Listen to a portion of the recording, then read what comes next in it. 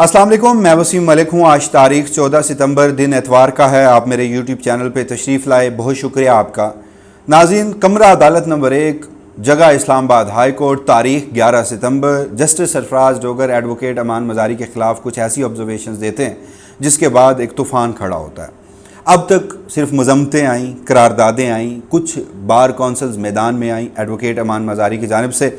एक रद्द अमल दिया गया और उसके बाद बज़ाहिर एक ही कानूनी ऑप्शन लिया गया। तो सवाल ये पैदा होता है कि स्ट्रैटेजिक डेप्थ मौजूदा हाइब्रिड निज़ाम में, जिसमें सरफराज डोगर साहब की ख़ासी अहमियत है, उनको जिस तरह से ट्रांसफ़र करके लाया गया था, तो क्या वो इस मामले से बड़ी खूबसूरती से बच के आगे निकल जाएंगे, या फिर इमान मज़ारी साहिबा के पास कुछ ऐसे कानूनी ऑप्शंस हैं कि मामलात जो हैं वो मज़ीद बिगड़ सकते हैं और हकीकतन जस्टिस सरफराज डोगर को कटहरे में लाया जा सकता है। तो इन तमाम तर मौज़ूआत पर आज की इस वीडियो में गुफ्तगू करते हैं और इसको ज़रा पहले दिन से आज के दिन तक क्या क्या वाक़यात हुए हैं इसको प्ले डाउन करने की कोशिश करते हैं और फिर समझते हैं कि जिस तरह से इंसानी हकूक़ के हवाले से आवाज़ उठाने वाली, जिस तरह से बड़ी वोकल रहने वाली इमान मज़ारी साहिबा इस मामले में ख़ासी कैलकुलेटेड नज़र आ रही हैं। तो ये जो उनकी एक कैलकुलेटेड मूव्स हैं या वो खुलकर अभी तक सामने नहीं आ रही, तो उनके पास वाकई ही कोई कानूनी ऑप्शंस हैं और वो इसको इस तरह से मामलात आगे लेकर जाना चाहती हैं कि हकीकतन जस्टिस सरफराज डोगर जो हैं वो खासे मुश्किल में पड़ जाएं।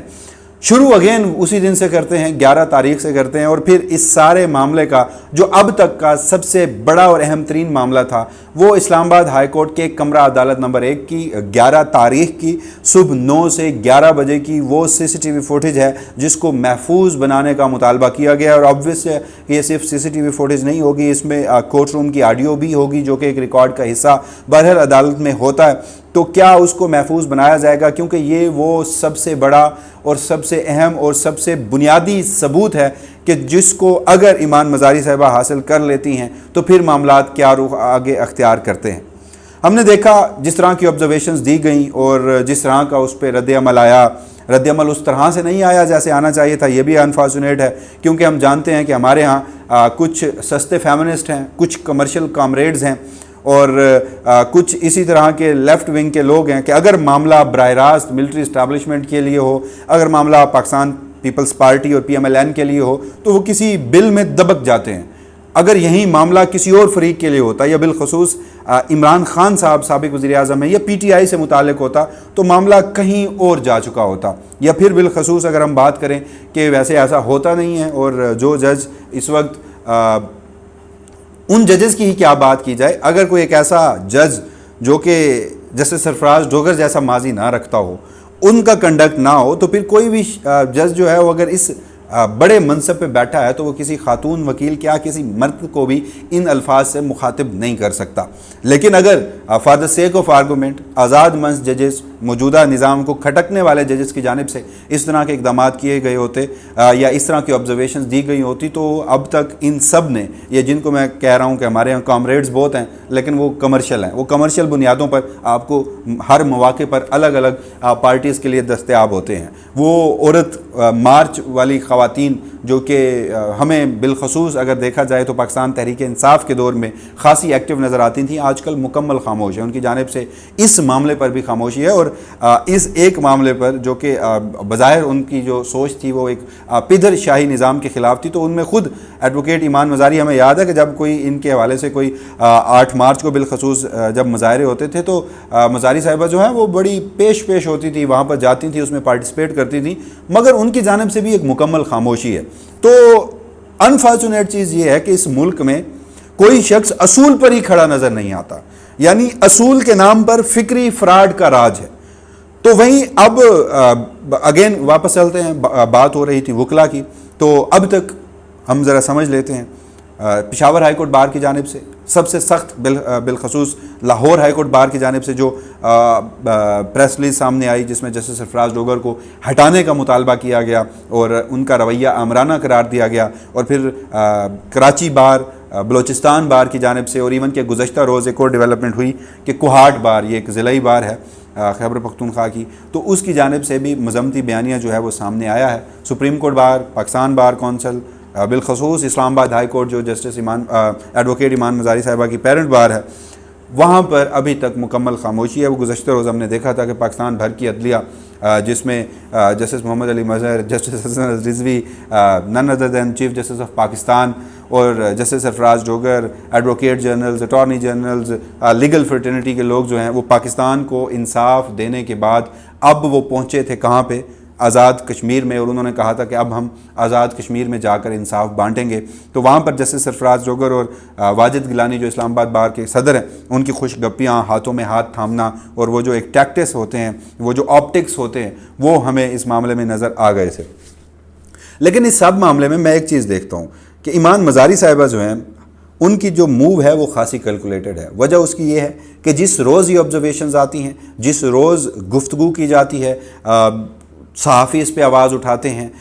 سرفراز ڈوگر صاحب کو بہرحال دباؤ تو آیا، اور اس دباؤ کی وجہ سے ہی پھر پس پردہ سرفراز ڈوگر صاحب کے خاندان نے، ان کی فیملی نے ایمان مزاری صاحبہ کی فیملی کے ساتھ یا ان کے ساتھ براہ راست رابطہ بنانے کی کوشش کی تاکہ معاملہ آؤٹ آف کورٹ سیٹلمنٹ کی طرف جائے۔ ہم یہ تو سنتے تھے کہ جج صاحب جو ہیں ان کے سامنے جب معاملہ آتا ہے تو وہ ایک موقع دیتے ہیں دونوں فریقین کو کہ وہ آؤٹ آف کورٹ سیٹلمنٹ کریں، لیکن یہاں فریق ہی ایک ایسا جج ہے جو کہ اسلام آباد ہائی کورٹ کا ایک آئینی عدالت کا چیف جسٹس ہے، تو غالباً یہ بھی ایک کوشش ہوگی، تو دباؤ تھا۔ اس کے بعد آتی ہے وضاحت۔ جس روز یہ آبزرویشنز آتی ہیں ایمان مزاری صاحبہ کی جانب سے کوئی سخت رد عمل نہیں آتا،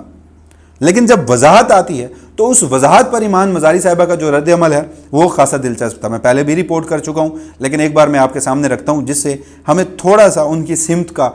وہ اس معاملے کو کس طرح سے آگے لے کر جانا چاہتی ہیں، اس کا تعین ہوتا ہے۔ ایمان مزاری صاحبہ نے کہا کہ پہلے تو چیف جسٹس صاحب نے بدتمیزی کی، مجھے میری کام کی جگہ پر ہراس کیا اور کھلی عدالت میں دھمکی دی۔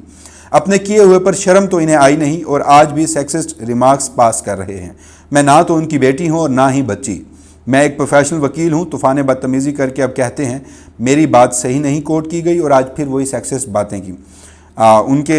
اس مقدمے میں اور ویسے اوورآل ان کی جو لیگل پریکٹس ہے اس میں وہ ان کے کو کاؤنسل ہوتے ہیں، لیکن ان کے شوہر بھی ہیں ہادی علی چٹھا صاحب، انہوں نے بھی پھر سرفراز ڈوگر صاحب کی وضاحت کے اوپر جو اپنا رد عمل دیا تھا وہ بھی خاصا سخت تھا۔ انہوں نے بھی کہا تھا کہ چیف صاحب روز ایک نیا مس کنڈکٹ کرتے جا رہے ہیں۔ آج انہوں نے جھوٹ بولا ہے، ایک جج اتنے اطمینان سے جھوٹ بول سکتا ہے؟ کل انہوں نے بالکل یہ نہیں کہا تھا یہ جو آج بیان کر رہے ہیں، یعنی جو سرفراز ڈوگر صاحب نے وضاحت جاری کی تھی۔ پھر انہوں نے کہا کہ کل ان کے الفاظ تھے ہادی صاحب اس کو سمجھائیں جس دن میں نے پکڑ لیا نا، اور آج انہوں نے کہا کہ بچی کا کریئر۔ تو یہ سارا معاملہ ہوا، یہ ایک رد عمل تھا ایمان مزاری صاحبہ کا جو براہ راست اس معاملے میں ایک متاثرہ فریق ہے۔ پھر خاموشی ہوتی ہے، وہ اس طرح سے ووکل نہیں رہتی، وہ میڈیا پر آ کر گفتگو نہیں کرتی، یا فوراً کوئی اس طرح سے رد عمل ابرپٹلی کوئی رد عمل نہیں دیتی۔ اس کے بعد ہوتا یہ ہے کہ پھر ایک اسلام آباد ہائی کورٹ رجسٹرار آفس کو گزشتہ روز ایک ہفتے کے روز درخواست دی جاتی ہے، جس میں اب تک کا میں یہ سمجھتا ہوں کہ یہ ایمان مزاری صاحبہ کا سب سے اہم ترین اقدام یا بنیادی اقدام ہے کہ اگر وہ کل کو سرفراز ڈوگر صاحب کے خلاف چاہے موجودہ نظام ہو، لیکن وہ اپنی کوشش ضرور کریں کہ ان کے خلاف جس طرح کی آبزرویشنز دی گئی ہیں، یا پھر میں یہ سمجھتا ہوں، میں پہلے دن سے گفتگو کر رہا ہوں، یہ سرفراز ڈوگر صاحب اور ایمان مزاری صاحبہ کے درمیان کا معاملہ نہیں ہے، یہ ایک کانسیپٹ ہے، یہ ہمارے ہاں ایک سوچ ہے،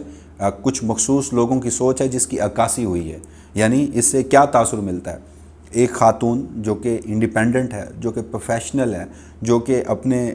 فرائض ایک کلائنٹ کو وہ وہاں پر ریپرزینٹ کرنے کے لیے پیش ہوئی ہے، وہ اس ملک کی ایک آئینی عدالت میں بھی محفوظ نہیں ہے۔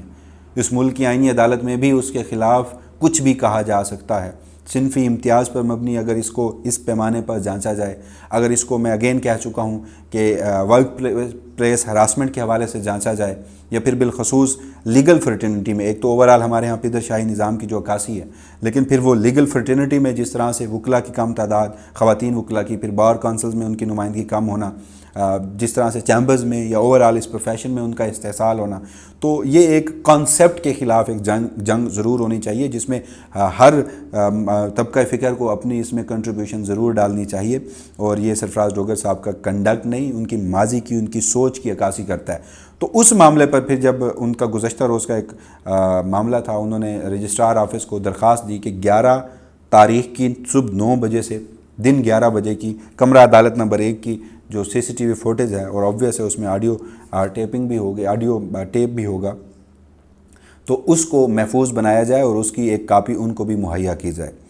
تو اس سے یہ اندازہ ہوتا ہے کہ وہ اپنے مقدمے کی بنیاد کو مضبوط بنا رہی ہیں۔ کیونکہ جیسے سرفراز ڈوگر نے جس روز وضاحت دی وہ تو مکر گئے اپنے سٹانڈ سے، اس میں بھی انہوں نے خود کو بڑا ثابت کرنے کی اور ایمان مزاری صاحبہ کو ایک امیچور انپروفیشنل لڑکی ثابت کرنے کی، اور انہیں پھر ان کے شوہر جو کہ ان کے کو کاؤنسل کی حیثیت سے وہاں پر موجود تھے،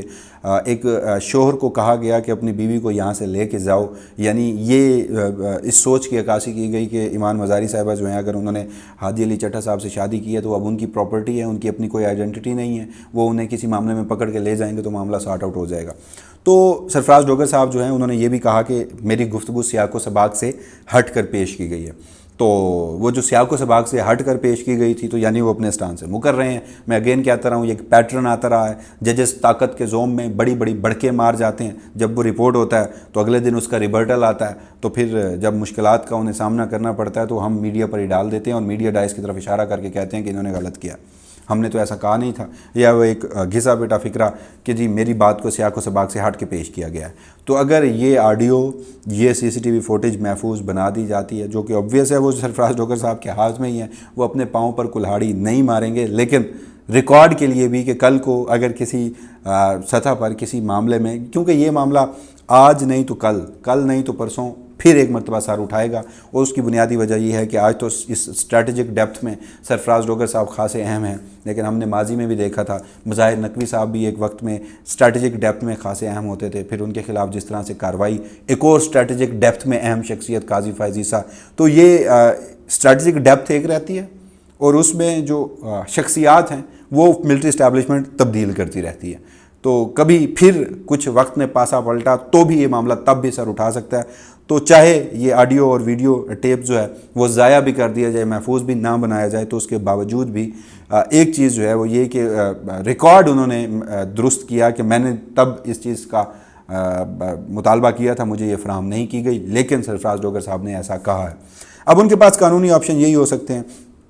اور وہ جس طرح سے وہ اس معاملے میں کیلکولیٹڈ چل رہی ہیں تو مجھے یہ لگ رہا ہے کہ چلیں وہ ویکینڈ آ گیا، کل ایک نئے عدالتی ہفتے کا آغاز ہو رہا ہے، ممکنہ طور پر کل وہ اس حوالے سے کوئی کارروائی کر سکتی ہیں۔ ان کے پاس آئین کے آرٹیکل 209 کے تحت سپریم جوڈیشل کونسل میں جانے کا اختیار ہے، legal practitioners and bar council act ہے جو کہ ججوں اور وکلا پر لاگو ہوتا ہے، وہ قانون ہے، اس کے مطابق بھی ان کے پاس ایک ریمیڈی موجود ہے، اور وہ اس معاملے پر سپریم کورٹ کے قائنی بینچ میں آئین کے آرٹیکل 184(3) کے تحت مفاد عامہ کے تحت ایک درخواست بھی دائر کر سکتی ہیں، اور جس طرح سے پھر خواتین وکلا اس سارے معاملے میں 41 خواتین وکلا جو کہ اعلیٰ عدلیہ کی وکیل ہیں ان کی جانب سے رسپانس سامنے آیا، تو بہرحال یہ موجود کل اور آج کے دن میں ہم نے دیکھا کہ اس پہ کوئی خاصی ایکٹیویٹی نظر نہیں آئی، لیکن مجھے یہ میرے پاس خبر نہیں ہے کوئی اس حوالے سے، لیکن میں یہ ایکسپیکٹ کر رہا ہوں کہ جو ایمان مزاری صاحبہ کا ایک کنڈکٹ ہے، جس طرح سے وہ اپنے جذبات کا بڑے کھل کر اور بڑے سخت انداز سے ہمیشہ اس کا اظہار کرتی رہی ہیں، تو اس معاملے میں بڑی کیلکولیٹڈ مووز کے ساتھ آگے بڑھ رہی ہیں، تو یہ معاملہ کل سے پرسوں سے ایک مرتبہ پھر سر اٹھا سکتا ہے۔ تو مزید جو بھی تفصیلات ہوں گی وسیم ملک اپنی سی پلیٹ فارم کے توسط سے آپ کی خدمت میں حاضر ہوتا رہے گا، تب تک کے لیے مجھے دیجیے گا اجازت، اللہ نگہبان۔